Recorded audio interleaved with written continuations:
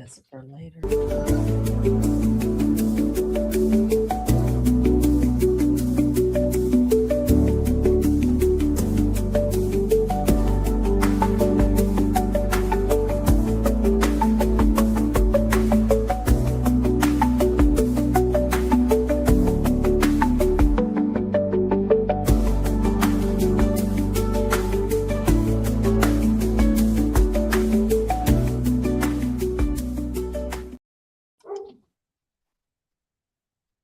Welcome to the Common Ground podcast, where stories connect, perspectives collide, and purpose is found in the middle. Every week, we sit down with unique and inspiring guests that come from all walks of life, people who challenge the status quo, overcome the odds, and live with intentionality. Whether you're driving to work, on your morning walk, or just looking for that spark to ignite your week, you're in the right place. Welcome to the Common Ground podcast with your hosts, John Fletcher and Sydney. Welcome, everybody, to the Common Ground podcast Monday Night Live edition. We are so excited with you to be here tonight. I hope everybody's joining. We should be live on YouTube, Facebook, and Instagram. I have verified YouTube. Sydney, are we live on Facebook? Looks like we are up and rolling. If anybody can tell us if we see it live on Instagram, that would be great. If anybody's watching on Instagram, because when I open up my app, I'm not seeing it, but I don't know if trying to see on the desktop, does it show me that we're live? Oh, go live. That's why. Oh, there we go. We should be live now on Instagram. I see it. Okay. It's saying that we're live on Instagram, so all right. So we are live. Awesome. We got an awesome episode with you guys. As always, I am John. You can call me Philly. Call me anything but late for dinner. We are here, and as always, the beautiful and most talented and the better half of the Common Ground podcast, Miss Sydney Curtin. How you doing, Sydney? It's going. How's it going, Philly? It's going fantastic. Let's see if I can get show comments on stage. Yeah, cool. We'll even bring that up. Awesome. And with us, we have our special guest tonight. Our special guests are Byron and Margaret Mckie. How you doing? We're good. Doing good. We're good. Trying to stay warm. Yep. I feel you. So before we get started, if you could just help us out, especially if you are on YouTube, just please like and subscribe. If you're on Facebook, subscribe to, I think we're showing on Sydney's channel. And actually, I should be able to share it. So let me do that. And if you're on Instagram, please give us a like, share, and follow. It does help us to promote the content, so and help us reach wider reach. So if you enjoy this, please definitely come and make sure you follow, share, like, subscribe, do all those wonderful things. So with us tonight is Byron and Margaret Mckie. They have the Beyond I Do podcast. It is all about pro-marriage, which I love, especially in this time and age. I think this is something that is desperately needed. And so I thought we could have a little fun today. I did ask you, did you bring a pad and some paper, guys? We did. Yep, sure do. We did. So we're going to have the Monday live version of the Newlywed game. Okay. Okay. So we're going to see how much you guys know each other. Now, for those of you watching, please, if you have any questions or comments. Sorry, my daughter was calling. Let me text her real quick because she will continue the call.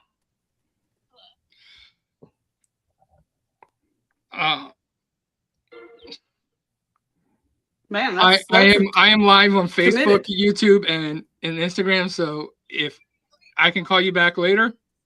Everybody can hear you. And you are live too. And you are live too. Okay, she figured that would do it for her. Yeah, So, yeah. She will continue to call me. So We understand that too. Yeah. Dad. Because everything is an emergency as kids. But Absolutely. Oh yeah. That's the truth.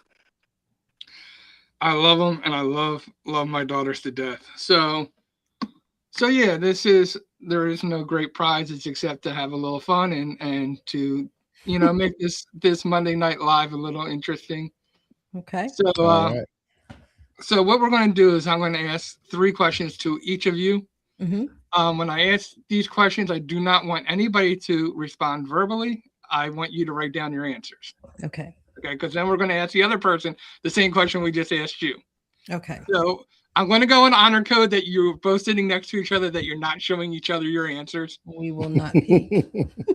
But Back turn. we're going to start with you, and I'm going to ask all 3 questions, and then we're going to ask Margaret 3 questions, and then we'll come back and we'll literally we will have the other person answer it.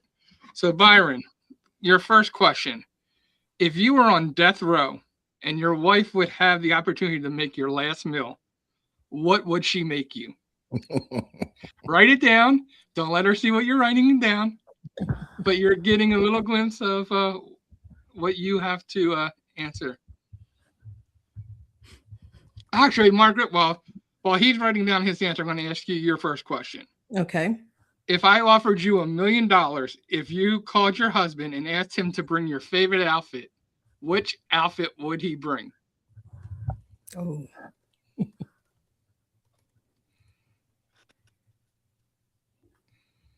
And to get the $1 million, you would have to bring the right outfit, of course. You done with your first question? That wasn't Byron? implied. It's not a free Yeah. $1 million. You have to choose the right outfit. High stakes for $1 million. All right. Byron, Yes. your Well second done. question. If your wife was stranded on a desert island and you could only send her one item, what item would that be? What would she desperately not be able to live without? Ooh, Ooh, I like that question. that's a good one. For Margaret, your second question. If you won a contest which allowed you to pick any sporting event in the world that your husband could go to for free and have the best access and the best seat, but you would have to immediately answer on the spot, which event would you choose? Okay. And you ready for your third question, Byron? Yes. All right, Byron, if your life depended on being on time, if your life depended with you being on time and your wife was going with you, what would the percentage be that you would survive? Wait, say that again. If your life depended on you being on time somewhere and your wife had to go with you, what would the percentage be that you would actually survive? Ah, okay. If I said that a little better. And your final question, Margaret, if your life depended on your husband knowing the last day you either had your hair or nails done, what would be the percentage that you would survive? I try to make these as evenly, plausible for both.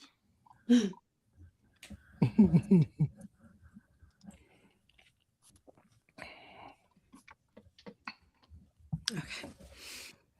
All right. So let's see how well you know each other. So we're going to start with you, Margaret. We asked Byron, if you were on death row and your wife would have the opportunity to make your last meal, what would she make you? What would you make him? Fried chicken, macaroni and cheese, and cabbage. Oh. Okay. And what did you say she would make you, Byron? I had fried chicken, collard greens and cornbred. You gotta hold it up because we don't know. You could be we're gonna go. you honest. could be We're defending gonna go. her honor right now. Nice. Okay. You get a half a point. You get a half a point for the fried chicken. Wait. Collard greens counts, right? It's like I would count that. I think. She like said macaroni green. and cheese. She said macaroni and cheese, right? I I thought I heard her macaroni and say cheese and cabbage too. I know that they're different, Cabbage. but Yeah. Cabbage and okay. I'll give you. I feel like we could go for 2 out of 3. 2 out of 3. 2/3. You got 2/3. You got Fried chicken was the 0.75. main thing. Right. The Yeah, fried that's chicken was the true. main thing. All right. So, Byron, we asked Margaret if I offered you $1 million if you called your husband and asked him to bring you your favorite outfit. What outfit would he bring you? So, what outfit would you bring her to win $1 million? Her lounge wear. her lounge wear when she gets home from work that she changes into. All right. All right. Do you have like a specific brand, or do you just like, are you like me and you just get it at Costco and it's in a pack of 3 and it's like that's the cozy stuff and that's what you switch Yes. into? That is it. Okay. That is See, it. I can get behind that. And Margaret, what was your answer? Well, I put jeans, Ugg boots, and a sweater because I figured I would have to be going somewhere. And I'm not going to go anywhere in the loungewear, but That's fair. So after the first round, Margaret has 0.75 and you got 0. Byron, Context there was important. But Margaret, if you didn't have to go somewhere or if there was no obligation to wear something that was what you deemed publicly acceptable, would that have been the right answer? absolutely. Absolutely. That's one of the things we love about, well, I love about this is because up top, it looks like, but then at the bottom, I have the lounge pants on. I would be lying if I said I was not doing the same thing right now. So he's absolutely correct. So Margaret, we asked Byron if your wife was stranded on a desert island and you could only send her one item, what item would you want him to send you?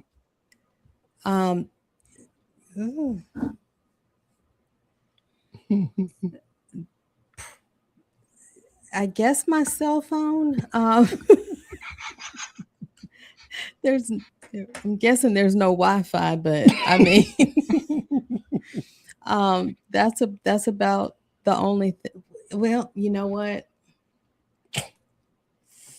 I take that back. Send me some yarn. Send me yarn and hooks to crochet. That's the move. All right. Yarn and hooks. That's your final answer. Yeah, that's my final. Byron, what did you? How did you answer? You have 2 options there. Her phone. There you go. Her phone. We'll give you a half a point because you technically said that first. Yeah. I think it counts because I think that's a qualifying factor, to be honest. It's like, okay, can a phone save me, or is this just so that I'm not miserable here in my boredom Right. alone on the Right. item? So, miserable. like, Right. I can understand that. Hey, they got satellite phones, cell phone services now. So I don't know if I'd be calling or reading or doing something else, but All right, Byron, we asked your wife if you won a contest which allowed you to pick any sporting event in the world that your husband could go for free and have the best access and seat to, but you had to answer immediately, which event would she have chosen for you to go to? I would have to say, pardon my French, the Atlanta Falcons football game. yeah, nope. I put Super Bowl because I'm tired of being a loser. Oh, Super Bowl. Yeah. I just put the Super Bowl. Tired Come of on. being losers. She's like, I Yeah. protected my ego with that one. She's like, I couldn't even bring myself to write it down. Right. I Yeah. couldn't. That was We funny. tried that this Yeah, year. First We tried. game. Yeah. Then they lost. All right. Mhm.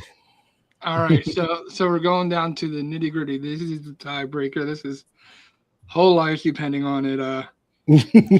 Margaret, if Byron's life depended on being on time and you were going with him, what was the percentage he said that he would actually survive? If I am going with him, And his life depended on being on time. then 100% 100%. he would survive if I am going with him. Byron, I please tell me said you hit 100 100. I said 100% because I'm the one usually late. Hey, I didn't say who was causing who to be late. I thought about that when writing the question. I just No, said you that were she like was coming baiting along them with into you. a fight. That was like No. that was rage bait. No, he knows. I'm the one that I'm more time conscious than he is. Yeah. That's true. All right. And Byron, if your wife, Margaret, its life depended on it, if her life depended on you knowing when the last time she either had her hair or nails done, what percentage did she write that you think that she thinks that she would survive? You would know that answer. I would say probably 80%. Because I don't know the dates, but I know around the time. Okay, Yeah, so I put 25% because I wanted to give him a little bit of credit. But yeah. okay. Well, he said 80%, so let's give him the opportunity to prove himself right. Okay. When was the last time she either had her nails or her hair done? Her nails were about 2 weeks ago. Very good. And her hair, Very good. She had her hair, she had her hair starting the process in November. And I remember she went back in early January, I think. End of December. Yeah. Very good. That was actually good. That was good. So I get an 80. You get an 80%. Yeah. Very good. I stand corrected. Mhm. There we go. See? What's the satisfaction for bringing marriages together? I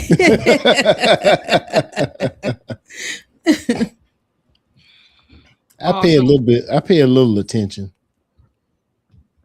A little bit. Just a little. A little bit. Glitching? No, it's not glitching. He said he pays a little. He says he pays a little attention, and then me and Margaret just said just a little bit. Yeah. I'm actually impressed by that one. Very good. So, if you enjoyed this little thing, this is some of the things that I want to do with our guests. Have a little fun, do some unique and fun challenges to allow you to get to know them a little better, to have a little fun. If there are certain things you would like us to see to do, little games to play with our guests, please comment that in the comments and let us know. Also, their episode is coming out tomorrow. So here's the plug. If you want to hear their story, hear what they have to say about marriage, tune in tomorrow at 9 a.m. Eastern Standard Time for their episode to come out. It is out on YouTube at the Common Ground Project USA, and it is out on Spotify and Apple at the Common Ground Podcast. So make sure if you're enjoying their personality, you're enjoying who they are, make sure that you tune in and check out their episode tomorrow. If you do have any marriage questions, which we're going to get into just talking a little bit about marriage, but if you have any marriage questions or comments, I know right now we're seeing the Facebook. I have to get on YouTube still and see if there's any comments going on there. But if there is, we will definitely check that out. But ask your questions because we would love to answer them live on the air. You have an ability and an opportunity to ask them a question about marriage. So to get us started, give us a 1 minute scoop on who you are, how long you've been married. You're gonna have Can to you do that? Thank you. So I'm Margaret and he's Byron. We have been married. We celebrated our 28th anniversary in December. And we started our podcast in January of 2023 because we wanted to kind of provide some positivity when it came to marriage and relationships. We see a lot of negativity. So we wanted to show that, we're a real couple. We have real life things going on, and we managed to navigate those things and come out on the other side still loving each other, still liking each other. So that's who we are. Yeah. Yep. 28 years is a long time. What season of your marriage tested you the most, and what was it that helped you guys grow together through it rather than drift apart like statistically most people do? So raising kids was definitely and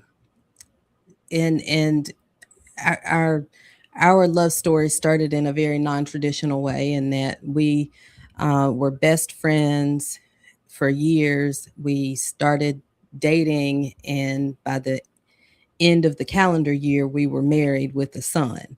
So we got married one week, had our son the next. So we've been parents the entire time. We had 2 birth children and then adopted a teenager, and I think for us that was the most stressful time. We didn't really have other people who had been through the adoption process that we were close with, and it wasn't a very smooth process.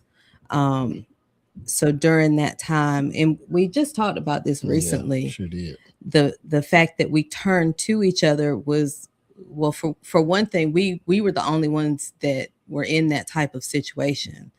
And so, you go to friends or what have you to talk to them. If they haven't been in that situation, it's hard to relay some of those feelings. So Yeah. I think that our friendship, for one, has been one of the biggest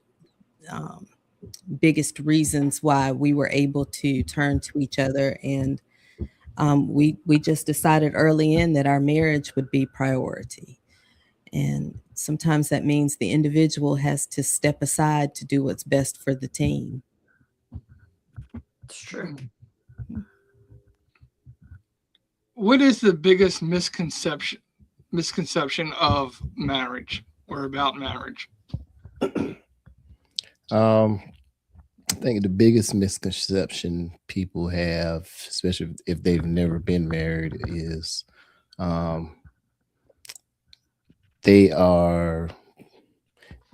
love them. They have these little quirks about them, but all that's going to change once I marry him, or once we say I do. All that's going to change, and it's just going to magically change. And I think what people tend to not realize is that you have to put in effort. And there's going to be some work, and there should be some definite change throughout the relationship. You should not expect to be the same person you were when you were single.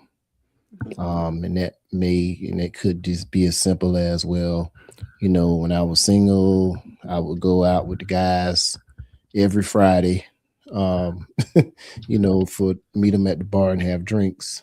Well, you might have to make some adjustments. Instead of every Friday, that might have to be every other Friday, whatever you guys decide. But there will be some changes, but the changes will be for the better if the relationship is of most importance to you.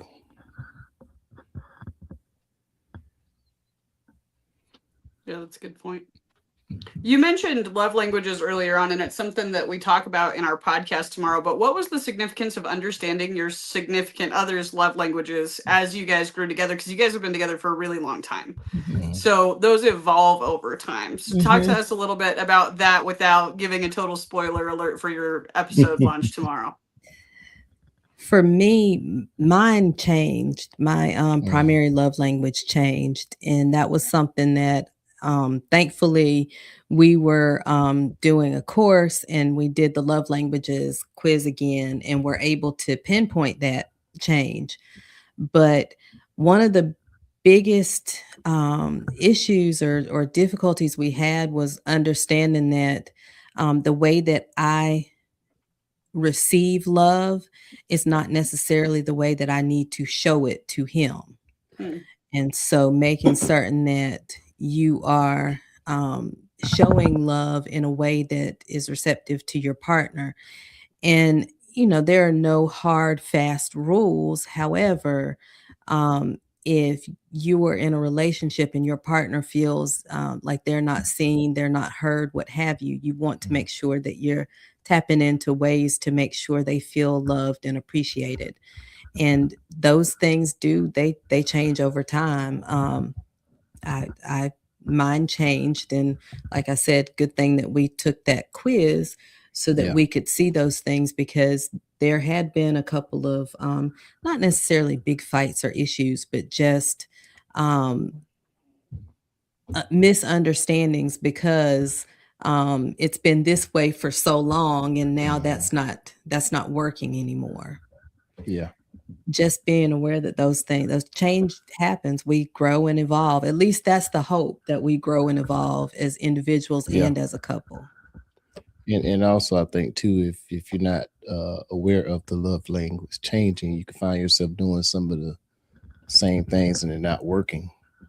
And then you wind up getting frustrated because that thing that you did 10 years ago is not working right now. So if you don't have that conversation, say, is something changed and there's something going on, then that could create a lot of contention in the relationship. So it is definitely important to understand and know what those love languages are.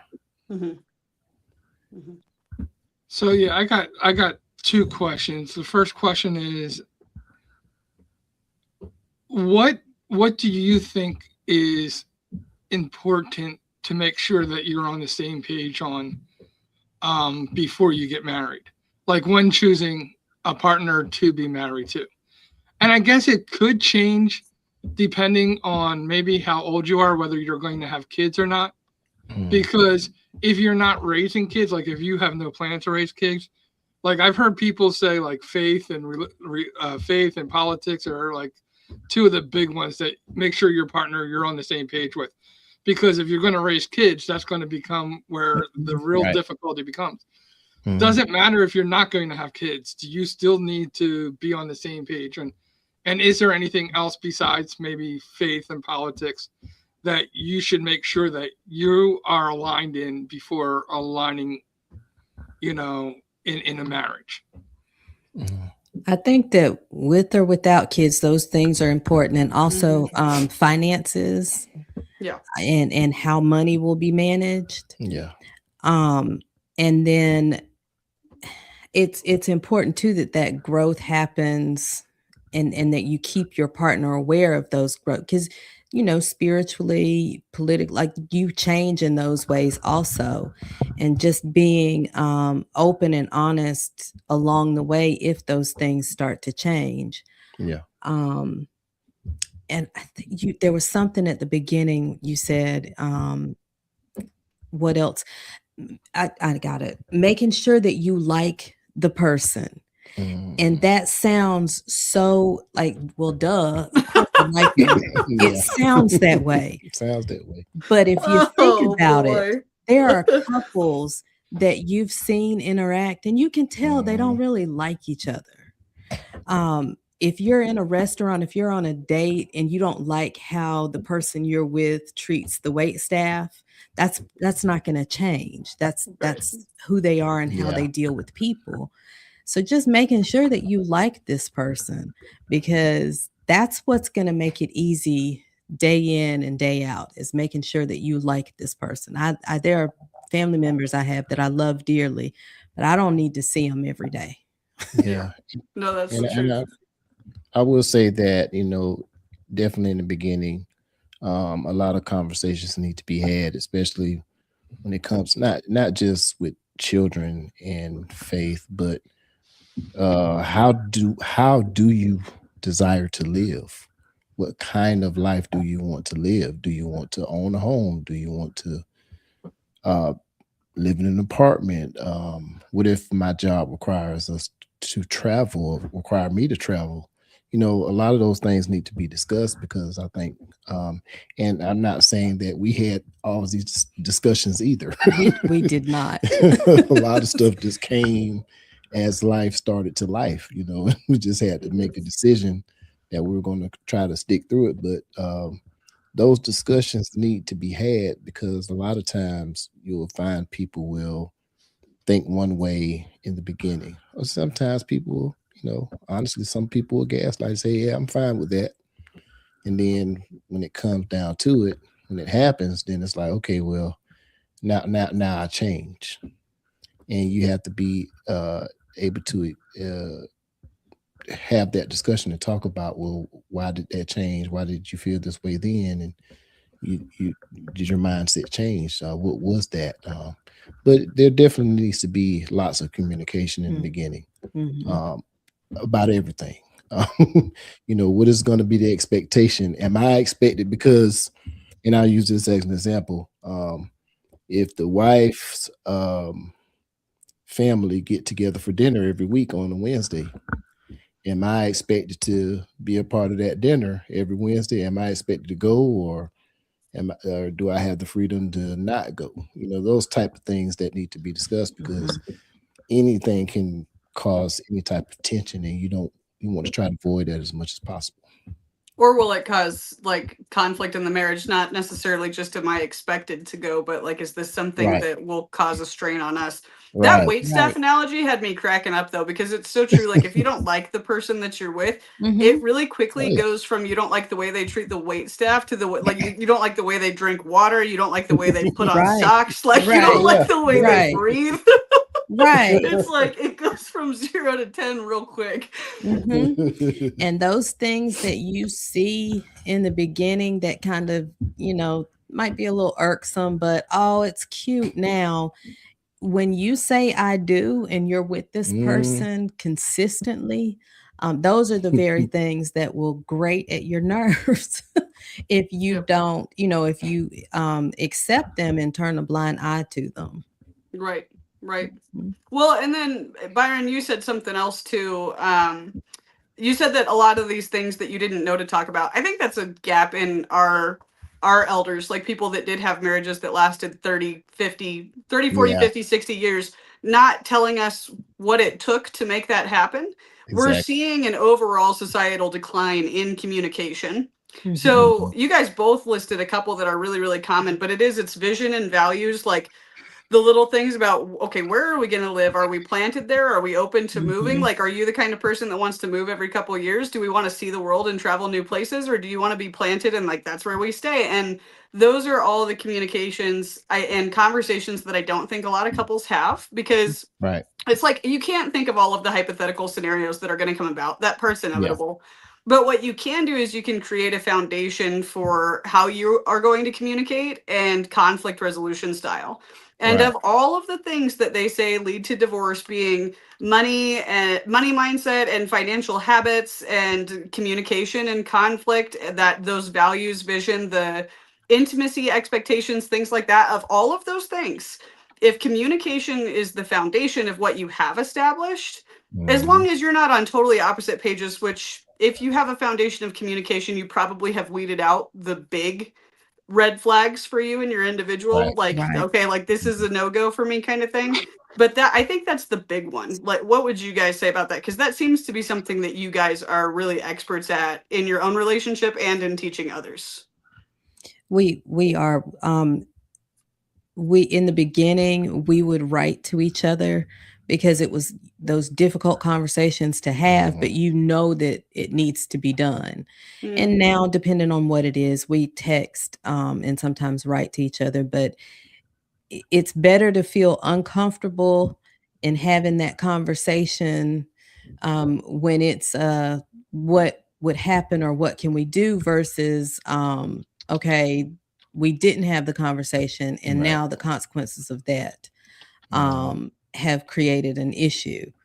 So it's important to get those things out of the way, and to once, like he said, we didn't have the luxury of doing that beforehand, so we've had to learn how to not compromise but collaborate within our marriage, so that, okay, this is what I thought was going to happen but it didn't, so now what do we do, so that both of us can feel like we are coming out, not one giving something up versus the other. And another conversation that we have had, and that people don't generally think of, is what would happen if one of you becomes ill and possibly incapacitated.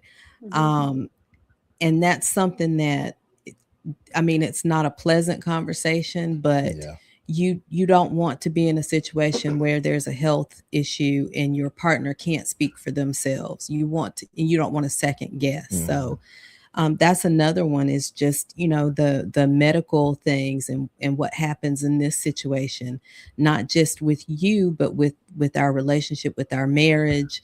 What are your wishes and things of that nature? Yeah, I think that's something, as we've gotten older, has come to the forefront. Yeah, exactly.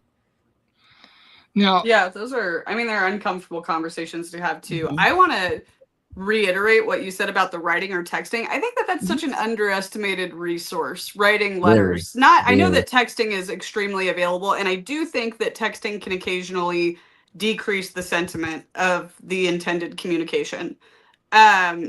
Because you guys have been together so long, maybe that's not the case for you. I think that's more of a generational thing for my generation, that it's a casual emotional venting and then there's no resolution, or it's not properly communicated that I want to communicate something to you. I don't know how, so I'm going to try to write it out. Right. So because of that misconstrued nature of writing, even with how valuable of a tool it is, what are some of the safeguards that you guys have set up, or that you intentionally do when writing to communicate something difficult that other people may be able to practically implement in their relationship?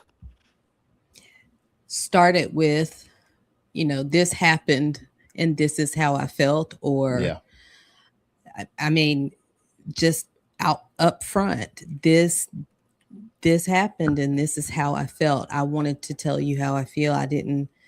I needed time to process it, and this is how I feel. And that's how we started. Yeah, definitely with sincerity, not an attack. You don't want to ever come at it with an attack mindset. You want to come at it as, look, I really don't understand XYZ, and please help me to understand this so that I could, I think a lot of times with people with arguments is to win. Is to, you get into conflict and I've got to win. Well, nobody wins if the relationship loses.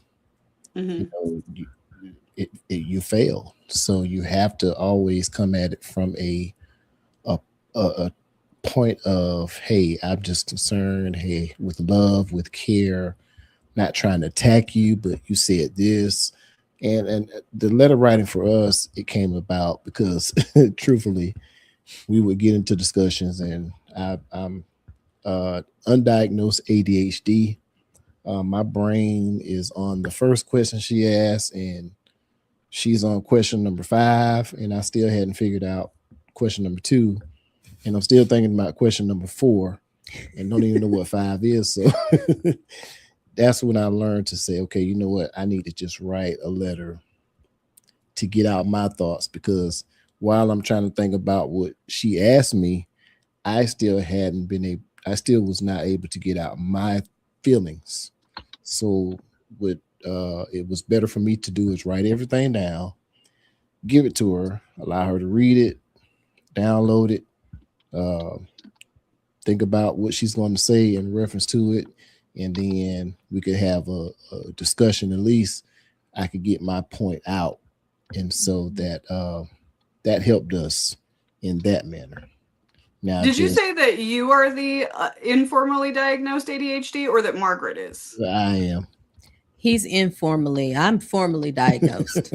Okay, I was gonna say, because the way that you described that, I literally, the first thought that went through my head was like, Byron, that ain't you that has ADHD, that's your wife. Yeah. Like, if she's moving It's that both of fast, us. neurotypical is like, okay, wait a minute, we've still got Yeah. these things that we need to discuss and discover, It's- and we've got it's this both other of us. person that's already on to item number 15. Yeah, it's definitely both of us. Yes. And I've gotten better, but definitely in the beginning, I'm a little feisty with my words. And so you can't take those words back. And I didn't want to say something in the heat of the moment because I'm trying to defend or self-preserve. Yeah. And then you can't take those things back. So for me, the writing was a way to kind of gauge my own words and what I say and how I say them. And like he said, to give him the opportunity to sit with what I have to say and process through. And with writing, you use less cuss words. That's true, because otherwise you just got to spell out more unnecessary filler words. It's just not Right, exactly. right. That's funny. So we did have a comment. It said by Heath that said writing is healthy, and most of the time it becomes clear when trying to communicate something hard. Yes. I think it also helps when it's emotional, because emotionally you're not thinking more logically. When you sit down and write, you're also thinking more logically, because you can allow those emotions to escape and you can get to the point of the conversation instead of being emotionally charged by what maybe was said or how you feel at that point. Right. So thank you for the comment, Heath. We do appreciate that. And again, if you have more comments, we love to talk about them, or if you have questions, you can also ask directly and we can get answers. I want to go back to something, because I had a two-part question, and you had I talked about what things need to be discussed beforehand, but you said people change, right? So even if you discussed it beforehand, it may become an issue later on in your marriage, even though you were aligned at one point, but now you're not aligned because you've grown, you've matured, your viewpoint has changed. How do you overcome things like that? Because those things, especially those big things in life, people can evolve in their thinking and change their point of view. So how do you overcome something that you thought you were aligned on that you no longer are aligned on? How do you navigate those types of things? So one thing is to be open throughout the process of change, if that makes sense. When you start to realize, my thinking about this has changed, that's a conversation to have, not necessarily a serious, we need to talk conversation, but, this was a belief that I held and I'm starting to question things, or I'm wondering this. Have you ever thought about things like this? And I think that if you are with each other throughout those changes, that helps on the other side, versus just, I've gone through this process and now I've changed my thoughts on this and I just come to you and tell you. But if you are communicating along the way, I think it makes it easier at the end point, if that makes sense. Yeah, it'd be easier to understand. I think a lot of times when there is that change and there's no discussion, then it's almost as if, you just turned a light switch. And, then that person feels like it's an attack on them all of a sudden. But if you've had that discussion over time to say, hey, this is what I'm thinking about, this is what I'm feeling, and then you come back later, hey, I'm thinking about this, and then it's okay, we've had the discussion over time. And I think it's easier too for also for the other spouse to see the point.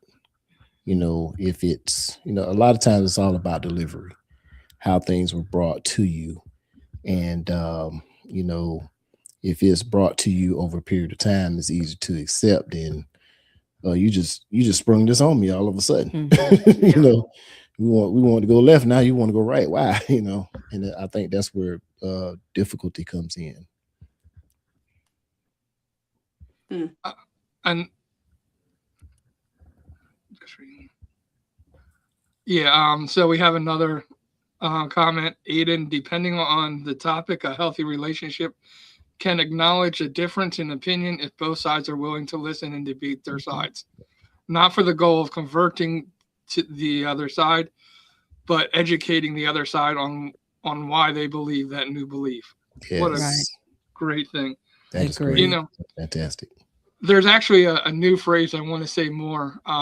It should be that is was it the when you bring somebody back in to like the Bible talks a lot about it, to kind of like you want somebody to come back. So something. Recommitment. No.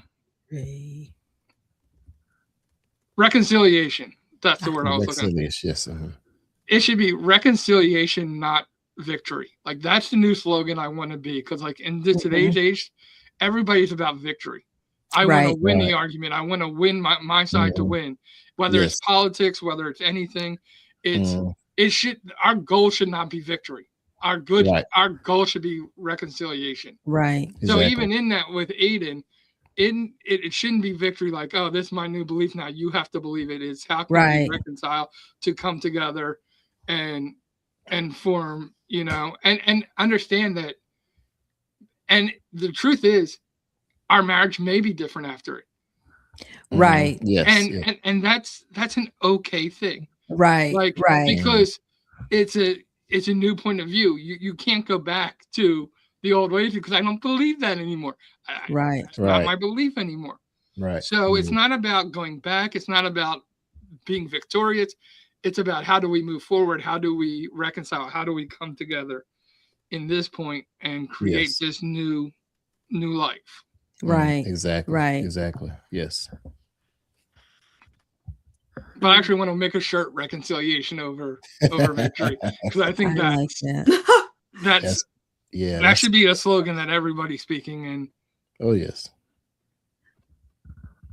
At what point though does it become so like? And I've heard of instances like this. They're few and far between, but it's a genuine question. At what point do you marry somebody based on your core beliefs being so aligned, and then your partner all of a sudden turns from, let's say that it's a big one, let's say that faith is really important to you, and one day your partner just decides this is not what I believe anymore for whatever the reason is. At what point does that become detrimental to the survival of the relationship? I think it's up to the couple. If that's something that occurs, and like I said, if you've been open and honest along the way, so it's not just a, out of the blue thing. And if it's okay, how are we going to navigate our marriage now? Because, maybe we used to go to church every Sunday, and now I'm not going to do that because my beliefs have changed. So I'm not going to attend, but you go ahead.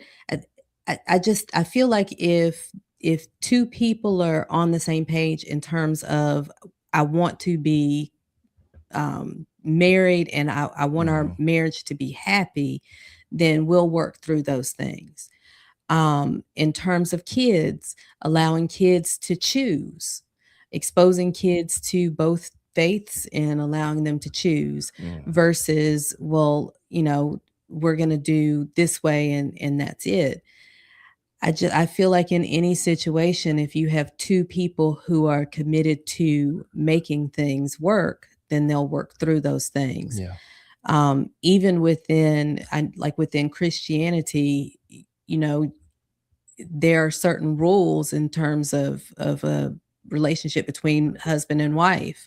So at some point you still have to, if that's your belief and your partner no longer believes that, well, then you still have to follow along with those guidelines, those rules, what have you, and respect your spouse and work towards some type of way to make those things work. And I definitely think that it is anything will be doomed to fail if there's no level of support. So if one person is deciding that, hey, I don't want to go to church anymore for this particular reason. Okay, well, what does that level of support look like? And you have to discuss those things. And is that person willing to still support you as you're still on your journey of faith? And that support could just be, that could mean showing up for special events, or, Right. showing up for, the activities outside of the church or things like that. So those type of things that need to be discussed. But I think it's disheartening for any couple that someone decides, well, hey, I'm going to go this way, and this person stops support cold turkey. Because then it's like, well, if you don't support me in this, then that means you're rejecting me. Right. And that's a fine line that we walk and try to figure out how we're going to navigate this. It should always be a level of support, no matter what, even if just to say, hey, I will come first and third Sunday, but don't expect me to be there every Sunday like I used to be. Those things just have to be discussed, and you have to face it like mature adults and just navigate accordingly to what's going to work for the two of you. And I hate to say it, in some of these situations, you might have to leave some of that outside support, i.e. family, out of these discussions, because I think sometimes they will cloud some judgment as well, Right. Yeah. Okay, No, John, you got to read the next comment. The dishwasher thing's killing me. yeah, no, I will read that. I just want to make one comment before that. But I think, I know that there's always a lot of oh, you can't go running to your mom or your dad, in our discussions, but you can't go running to your coworkers either. Right. Exactly. I think there's a lot of knowledge about, or a light shine upon moms and dads getting involved, but we go run to our coworkers and we think that's so fine. Right. So, but yeah, Aiden, it was actually, I love the humor from Aiden. He did say that the goal should be understanding that, seriously, within reason, the disagreement doesn't mean I hate you or that I don't want you. It means that I disagree. And that doesn't make me or you right or wrong. Disagreeing is healthy when you can still love the other without needing to agree with them 100% of the time.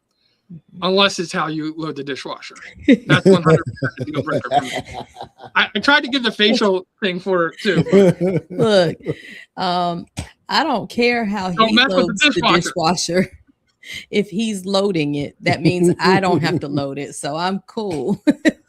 That's a valid thing. I don't really care how you load it if you're the one doing it. But if we're expected to share this 50-50, then go ahead, leave. I'm going to load it how I'm going to load it. Right. Yep. That's when I load my way, you load your way, as long as it gets done. Exactly. This is a great topic, because this is something I want to say to all women. I don't understand, because it happened in my marriage. My wife is like, I need your help. Can you fold the clothes? I fold the clothes. We're in an argument for 2 days because I folded them wrong. And it's and then the next time it's well, I'm not gonna help you fold the clothes because I don't want to be in an argument for 2 days. Right. It's if you want, if your partner's willing to help you out, then you can't micromanage. Pick your battles. Do you want their help or do you want to micromanage? And I think a lot of that happens is listen, if I ask for your help, then I got to be willing to give up the reins and let you do it the way you want. But also, too, is that not a communication opportunity? Because, I think about if I get mad at Isaiah's dad for folding the clothes wrong, it's because it disrupts something that I do for the kids. So like, instead of nitpicking the way that somebody does something for you, and this isn't just your partners, like this is like just people in your life, instead of nitpicking or attacking the way that a coworker does something, an employee, an employer, like whatever it is, if they're doing something that is bothering you, ask yourself why, and then communicate that instead of critiquing the effort behind it. Because it doesn't matter how the damn dishwasher is loaded, but if it's affecting you for some reason, and you approach it with that mentality, like Byron and Margaret said, it's not about what you say, it's about how you say it. Well, when you say, my God, like, why do you load this way? I keep stabbing my hand on the stupid fucking knives. Like, of course you've just started World War III over the stupidest shit, right? Like, but as soon as you say, like, hey, when I do this, I don't pay attention because I'm listening to music when I do this, and I end up stabbing the shit out of my hand. Like, now we can have a conversation about it. Okay, well, I'll just unload the dishwasher. Cool. Like, we move on with life. So it's funny that you brought that up, because for the folding clothes, ours in the beginning was how the towels were folded. Yeah. And Sydney, I love that. To your credit, it was me finally saying, folded this way, it takes up less space. Yes. And so yes. See, that's what I'm talking about. Right. Yeah. It wasn't you're folding them wrong that changed. It was explaining, you know, we need literally more space. And you know what? Sometimes it's literally the fact that, you know, I grew up folding in this particular way because we had a closet room that was wider, where ours were a lot narrower. So when she explained that to me, I said, "Oh, that makes sense now." So then I was able to learn how to do it. So I'll be honest. Listen, like my ex-wife, she would show me time and time again. It just didn't make sense to me. Like, I just couldn't do it. But the thing is, it wasn't just the clothes. It was like everything I did. There would be because otherwise I say, if for Sydney, like if it's a room issue in the way the folding the clothes, then don't ask me to fold the clothes. Ask me to do something else. Right. You know? Like, but I think a lot of people, it's like, I want you to do everything. I want your help on everything, but I want you to do it all my way. Exactly. And like it's I like, do it. Like, that's not how it works. You know? That's not how it works. It's like, I can understand. Like, that's where you pick and choose your battles. Like, if I can't get folding the clothes right, you showed me, I've tried. It just, when I'm folding it, it just doesn't make sense to fold it that way. And I just can't, for some reason, learn how to do it. Then have me do something else. Don't have me fold the clothes. And what if folding it that particular way is very common, what most people do. But as a child, you got your hand tapped with a ruler. And that brings back some type of trauma that you can't deal with. So you fold them the way you want to do it on purpose because you just can't deal with all that trauma. Did you go down memory lane for a minute? Probably. Okay. Very specific. I'm just saying, I mean, there are reasons why people do things. Right. And, you know, sometimes you just have to get to the reasoning of why. And if you ask them, well, why do you do it like this? Why? Then when you find their reason, it's like, oh, okay. Then I would encourage to, because it's such a good point. It's always, there's an underlying cause. But when we as people feel attacked for whatever reason, we typically don't have the hindsight or the wherewithal emotionally to get past our ego and say, well, why does it make you feel that way? I think that if we would just recognize that most attacks aren't personal, and I really do mean that, and I don't say most like 60-40, I mean like 90-10 probably are not personal attacks, and then have the ability to and the intuition to go past that and say, hey, what about it upsets you so much about it, just so that I understand, and put it back on you just so that I understand. And the way that the walls will crumble, and it'll be like, well, it takes up extra space in the closet and we already don't have enough space. And like, it's like finding the yarn thread that you need to pull on and the whole thing falls apart. Yep. Exactly. Not only that, but you both make a good point. If you're yelling at somebody, you're in this heated argument, and you're like, here, I'm showing you how to do it. Right. Psychologically, for you to go and do it just brings up a fight again. Like, you don't want to go into that thing. Like, if you want somebody to really learn something, it's got to be in a calm, peaceful nature. You can't be if your emotions are charged, it's not going to store it in the memory part of your memory that comes out with reproduction. It's going to store it in the emotional file cabinet. And so you're not learning, and people wonder, and they sit there and like, well, I showed him 18 times how to redo this. Right.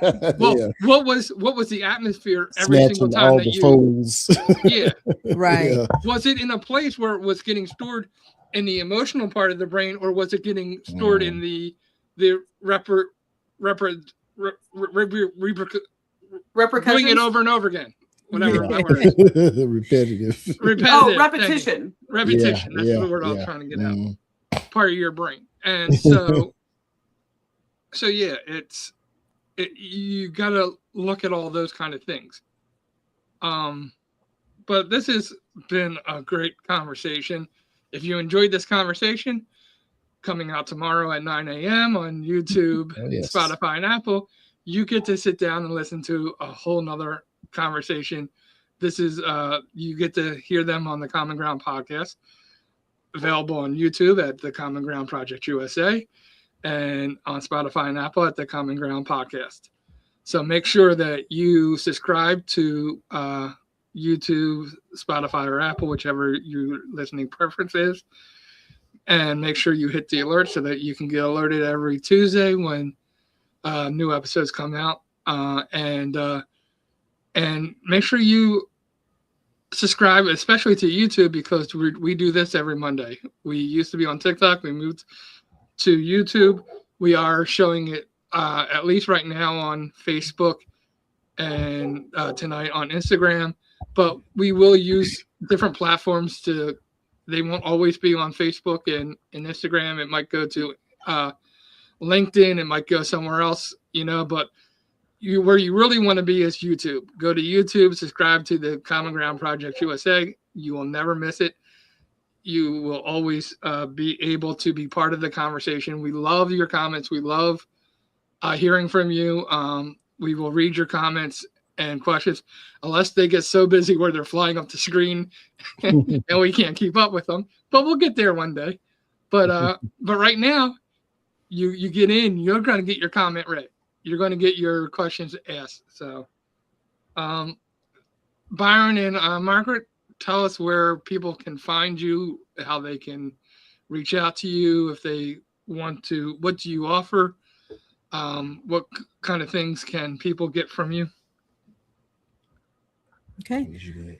Our website is beyondidopodcast.com. And there's a contact form on the website. Our episodes for the podcast are posted there. We are always looking for couples to come on and share their love story. You can contact us and let us know that you'd like to have a meet and greet for that. We offer coaching services for couples, and there's information on the website regarding that. So www.beyondidopodcast.com. And we also have a book available on Amazon. That we do. Well, I still forget that. I still forget that. Unlocking Forever, 10 Keys to Successful Marriage Beyond I Do, written by us, and it's available on Amazon. It's a little short read. You get some tips and tools on how to navigate the relationship. And I think that's about it. Yep. And I know you guys have already signed up to be a repeat guest on the Common Ground podcast. Yes, so most definitely. We're really excited that this episode coming out tomorrow is just the first of many. You guys always are welcome to Monday Night Live. We love having you on. We love the vibe, the pro-marriage talk. I think there's not enough of that going on in today's world.